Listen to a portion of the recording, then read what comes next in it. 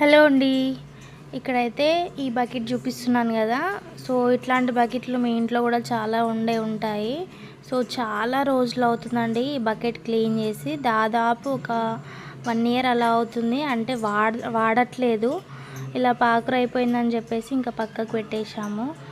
So ఈ బకెట్ని అయితే ఇప్పుడు నేను క్లీన్ చేస్తున్నాను. చూడండి దీని లోపలైతే చూడండి ఎంత అట్టులాగా కట్టిందో జిడ్డు అనేది పెచ్చుల్లాగా కట్టింది. సో దాన్ని నార్మల్గా క్లీన్ చేస్తేనైతే క్లీన్ అవ్వట్లేదండి. ఇక్కడ చూడండి దీని మీద జిడ్డు అనేది అయితే ఒక లేయర్ లాగా పట్టింది బకెట్ అంతా కూడా. సో నేను ఈ బకెట్ని ఎలా క్లీన్ చేయాలి ఏంటి అనేది అయితే ఈజీ మెథడ్లో మీకైతే చూపించబోతున్నాను. ఈ బకెట్ అయితే డ్రైగా ఉంది కదా, కొంచెం అయితే తడుపుకోవాలి బకెట్ని. డ్రైగా ఉన్నప్పుడు మనం క్లీన్ చేస్తే క్లీన్ అవ్వదు. ఈ విధంగా కొన్ని వాటర్ అయితే పోసి దాన్ని అయితే మొత్తం లోపల బయట తడుపుకుంటున్నాను. ప్రతి ఒక్కరింట్లో ఇట్లాంటి బకెట్లు అయితే కంపల్సరీగా ఉంటాయండి. ఈ బకెట్లు ఉన్న వాళ్ళకైతే ఈ టిప్ అయితే చాలా యూస్ఫుల్ అవుతుంది. మనం ఎక్కువగా శ్రమ పడకుండా, చేతులు ఎక్కువగా నొప్పి పెట్టకుండా అయితే ఈ టిప్ అయితే ఉంటుందండి. ఈ మధ్యకాలంలో అయితే చాలామందికి జాయింట్ పెయిన్స్ అయితే ఉంటున్నాయి.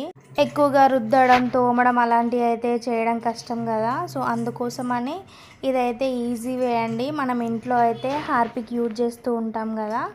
సో ఆ హార్పిక్ తోటి అయితే ఇలా బకెట్స్ కూడా క్లీన్ చేయొచ్చు. చాలా తెల్లగా నీట్గా అయిపోతుందండి. దానిపైన ఒక లేయర్ లాగా ఉన్న జిడ్డు అంతా కూడా రిమూవ్ అయిపోతుంది. నేను ఇక్కడ ఇలా వేసి ఒక బ్రష్ తోటి అయితే దాన్ని మొత్తం బకెట్ అంతా కూడా స్ప్రెడ్ చేసుకుంటున్నాను. ఇంతకు మించి వేరే ఏ మెథడ్తో అయినా మనం ట్రై చేసినా చాలాసేపు మనం రుద్దాల్సి వస్తుంది. చేతులు నొప్పి పెడతాయి, బాగా శ్రమ పడాల్సి వస్తుంది. సో ఈజీ వే అన్నమాట ఇలా హార్పిక్తో క్లీన్ చేయడం.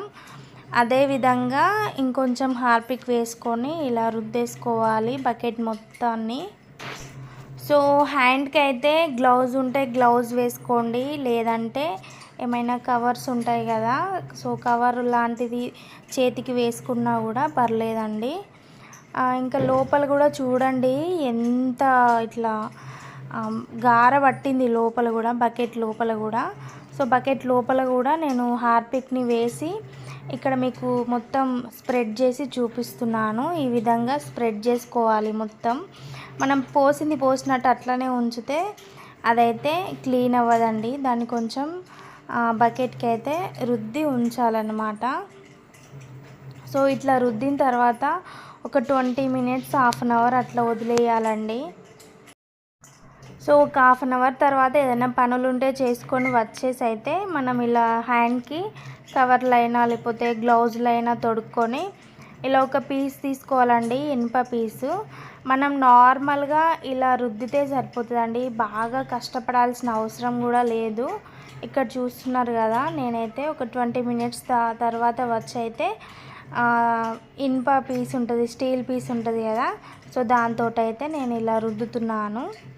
ఎక్కువగా శ్రమ పడాల్సిన అవసరం లేదు, మనకి చేతులు కూడా ఎక్కువగా నొప్పి పెట్టవు. ఇదైతే ఇంకా చాలా 1 ఇయర్ అవుతుంది కదా అండి. దీనికైతే బాగా జిడ్డు ఎక్కువగా పట్టేసింది. అక్కడికైనా ఒక 70% అయితే జిడ్డు మొత్తం క్లీన్ అయిపోయిందండి. సేమ్ పైన ఎలా క్లీన్ చేసామో దీని లోపల కూడా సేమ్ అదే విధంగా క్లీన్ చేసుకుంటే సరిపోతుందండి. లోపల కూడా చూసిర్రు కదా నేను హార్పిక్ వేసేటప్పుడు ఎలా ఉండిందో. సో నేను ఒక 20 మినిట్స్ అటు వెళ్ళి వచ్చేసరికి అయితే లోపల మొత్తం అదంతా ఇట్లా జిడ్డు అంతా కూడా క్లీన్ అయిపోయిందండి. సో ఇక్కడ నేను స్క్రబ్బర్ తోటి రుద్దడం అంతా అయిపోయిన తర్వాత వాటర్ పోసి అయితే క్లీన్ చేస్తున్నాను. చూడండి బకెట్ అయితే చాలా నీట్గా అయిపోయింది. పైన లోపల చూడండి, లోపల అయితే చాలా నల్లగా ఉండేది, ఇప్పుడైతే చూడండి ఎంత నీట్గా క్లీన్ అయిపోయిందో. ఎక్కువగా స్ట్రెయిన్ అవ్వకుండా ఇదైతే ఈజీ టిప్ అండి. టిప్ నచ్చితే లైక్ చేయండి. ఓకేనా ఫ్రెండ్స్, బాయ్.